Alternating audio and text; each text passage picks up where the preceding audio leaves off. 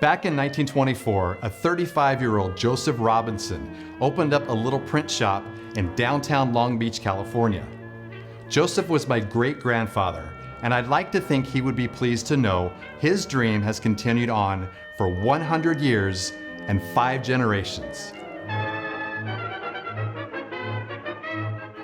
In the early days, Great-Grandpa Joe produced commercial printing and had a stationery store for Southern California businesses, and was strategically located near the Port of Long Beach, a shiny new Hollywood, and the pioneering aerospace industry. What a time and a place to be alive. Now, in just 5 years, he would encounter the crash of Wall Street and limp through the Great Depression. But through hard work, he was able to keep his doors open and soon brought along his son Norman to join the team. They worked together for a few decades and had great success as local printers through World War II in a rapidly growing Southern California. If you've ever seen the movie It's a Mad, Mad, Mad, Mad World from 1963, you might remember that crazy car chase scene right through downtown Long Beach. Well, my grandmother Thelma, we affectionately called her Nantu, often shared that she watched the filming of that chase scene as she peeked through the blinds of our print shop over on Long Beach Boulevard. Now, my dad Mike worked summers for his dad and grandpa when he was school-aged. Another fun story is that our print shop was just down the street from Long Beach First Christian Church.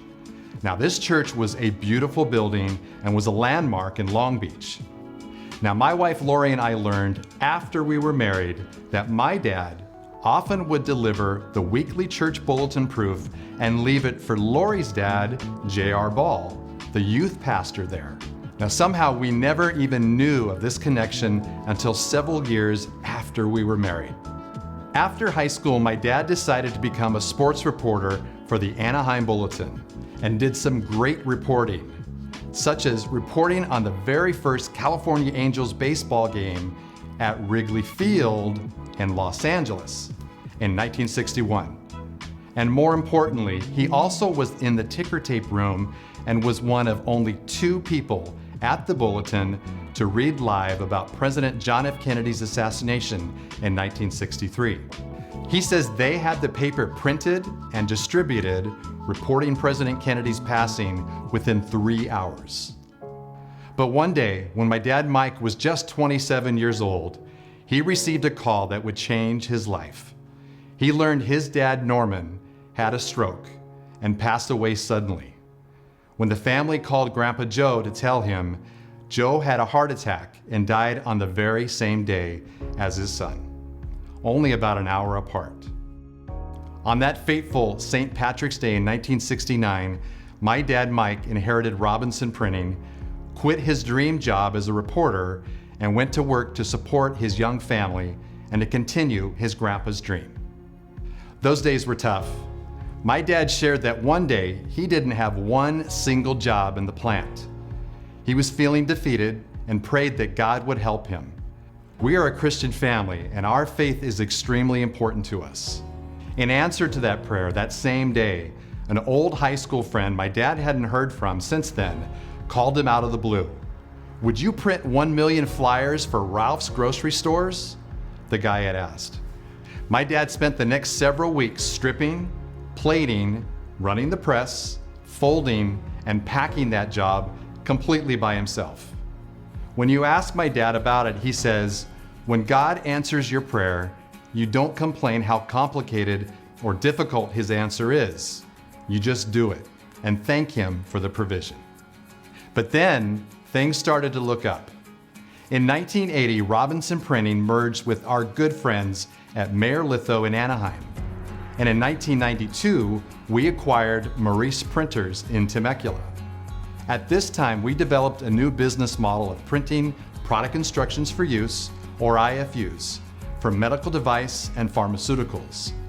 This rapidly grew our business and really evolved our business from being simply a commercial printer to becoming a certified supplier for the medical device and healthcare industry, achieving ISO certification and the excellence that naturally follows that quality commitment.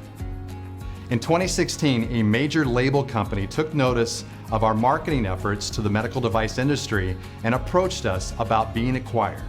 As an avenue toward our vision to be able to provide our customers a three-spoked wheel of IFUs, labels, and folding cartons, we saw this as a great opportunity to grow our business, settle my dad into retirement, and keep our extremely skilled employees employed. So as we enter our 7th year of this acquisition with our good friends at Stephen Label of Santa Fe Springs, it is extremely gratifying to see how my great-grandfather's dream has managed to reach 100 years. We are very grateful to Stephen Label for encouraging us to keep our family name as a division of Stephen Label, and for keeping myself, my wife, and our son Aaron on as employees. While my wife is now enjoying a well-deserved retirement, my son Aaron has remained with our team and is proudly a 5th generation of Robinsons to work under the Robinson Printing name.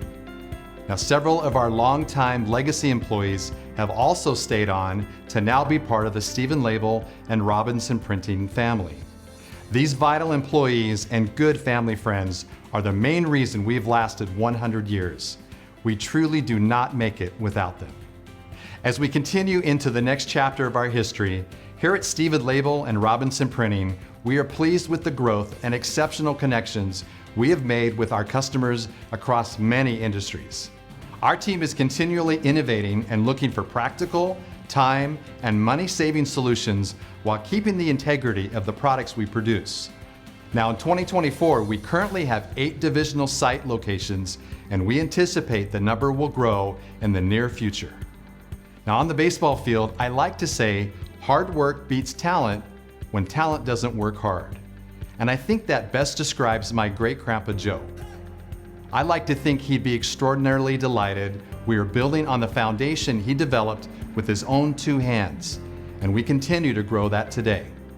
When he walked into that first building back in 1924 with his used manual proofing press, which actually sits today in the lobby of our Temecula location, I'm sure he never imagined that one decision would develop to what we've become today. Like I always say, it starts with one. Thanks for watching.